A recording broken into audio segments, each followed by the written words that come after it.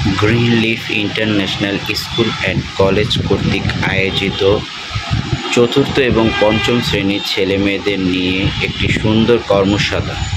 যেই কর্মশালার তাদের কাজ দেওয়া ছিল যে তোমরা কিভাবে উন্নত এবং আধুনিক সুন্দর একটা শিক্ষা প্রতিষ্ঠান স্কুল প্রতিষ্ঠান কিভাবে তৈরি করবে, সেটা তারা তৈরি করে নিয়ে আসছে। এখানে মেহজাবিন নেসা মারিয়া পঞ্চম শ্রেণীর একটি সুন্দর প্রতিষ্ঠান তৈরি করে নিয়ে আসছে। এই প্রতিষ্ঠানের নামটিও দিয়েছে গ্রিন লিফ ইন্টারন্যাশনাল স্কুল, যেটা আসলেই সুন্দর।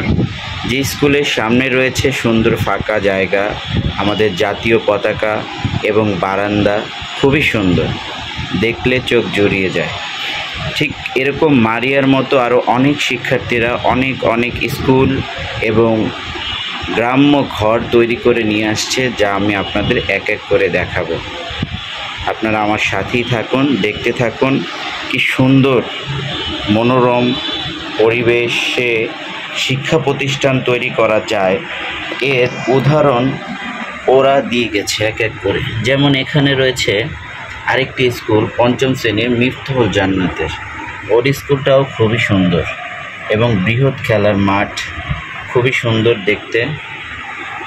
এই যে আরও রয়েছে দোতলা ডুপ্লেক্স যে স্কুল হয় সেটার একটা ধারণা দিয়েছে আমাদের পঞ্চম শ্রেণীর রিন্থি।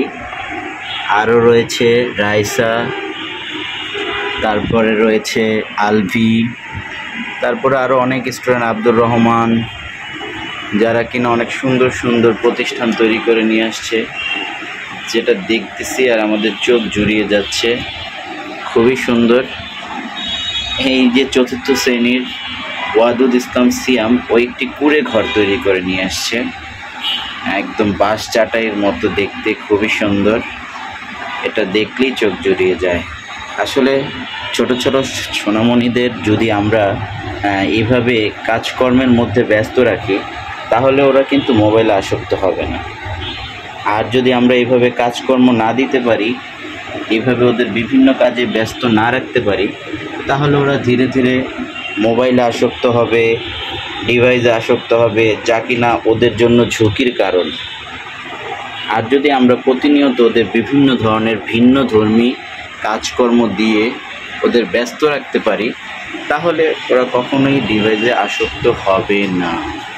এর প্রমাণ হচ্ছে আমাদের এই ছাত্রছাত্রীরা, যারা কিনা 2 দিন যাবৎ চেষ্টা করে অনেক সুন্দর সুন্দর শিক্ষা প্রতিষ্ঠান, স্কুল ঘর, নানাবিধ জিনিস তৈরি করে নিয়ে আসছে। আজকে আমাদের এই প্রতিবেদনটা এই পর্যন্তই থাকলো। আবার পরে যে কোনো একটা প্রতিবেদন নিয়ে আপনাদের সাথে দেখা হবে। ভালো থাকবেন। আসসালামু আলাইকুম।